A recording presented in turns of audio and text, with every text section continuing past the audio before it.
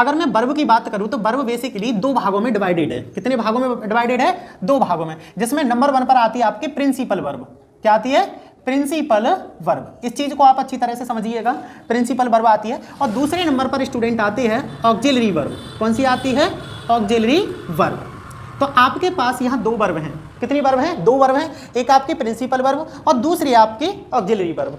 अब यहाँ पर हम बात करते हैं कि ये जो प्रिंसिपल वर्ब है क्या ये अकेली है या इसके और भी भाग हैं? तो मैं बता दूं, इस प्रिंसिपल वर्ब के भी अपने दो भाग हैं। कितने भाग हैं? दो, यानी ये दो भागों में डिवाइडेड है। सबसे पहली होती है इसमें ट्रांजिटिव वर्ब। कौन सी होती है स्टूडेंट? ट्रांजिटिव वर्ब होती है। ठीक है, ये किसके अंडर आती है? प्रिंसिपल वर्ब के अंडर आती है। और दूसरी है आपकी इंट्रांजिटिव वर्ब। ठीक है, तो इस तरह से स्टूडेंट प्रिंसिपल वर्ब दो भागों में डिवाइडेड है, एक ट्रांजिटिव वर्ब और एक इंट्रांजिटिव वर्ब। यहां पर हम प्रिंसिपल वर्ब की बात कर चुके हैं। अब बात करते हैं हम ऑक्सिलरी वर्ब की। ये ऑक्सिलरी वर्ब के भी अपने 3 पार्ट हैं। कितने पार्ट हैं? 3, यानी ये भी 3 पार्टों में डिवाइडेड है। सबसे पहले मैं बात करता हूं, यहां पर सबसे पहले नंबर पे आती है आपकी प्राइमरी वर्ब। कौन सी आती है स्टूडेंट? Primary verb. दूसरी है आपकी मार्जिनल। कौन सी है?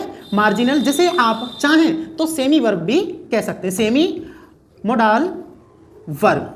ठीक है, सेमी मोडाल वर्ब। आप या तो मार्जिनल मोडाल वर्ब कह सकते हैं या फिर सेमी मोडाल वर्ब कह सकते हैं। ठीक है, आगे चलते हैं। तीसरे पर आती है आपकी modal auxiliary verb.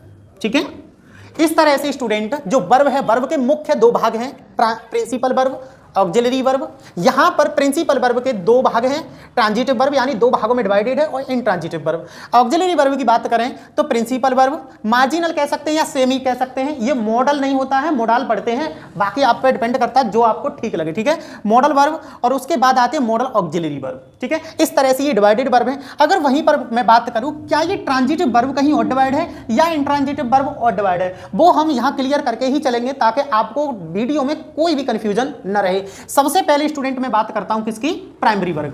Primary verb जो है ये 3 भागों में डिवाइडेड है। कितने भागों में डिवाइडेड है? 3 भागों में। ठीक है, इसे समझिएगा अच्छी तरह से।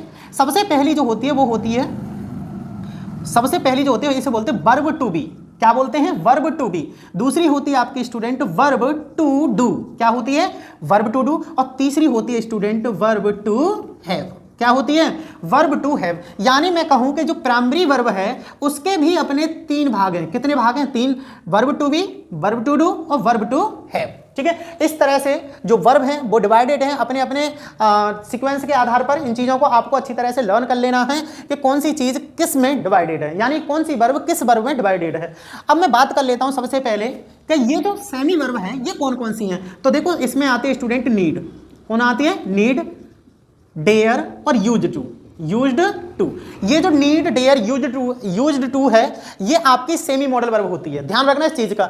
नीड, डेयर, यूज्ड टू कौन सी वर्ब है? Modal verb. वहीं पर हम बात कर लेते हैं मॉडल वर्ब, और आपने बहुत अच्छी तरह से ये ऑलरेडी पढ़ रखा होगा कि मॉडल वर्ब कौन कौन सी होती हैं। तो एक और बार मैं बता देता हूं, जैसे can, could, may, might, must, ठीक है, विल, सेल, वुड, शुड, और टू।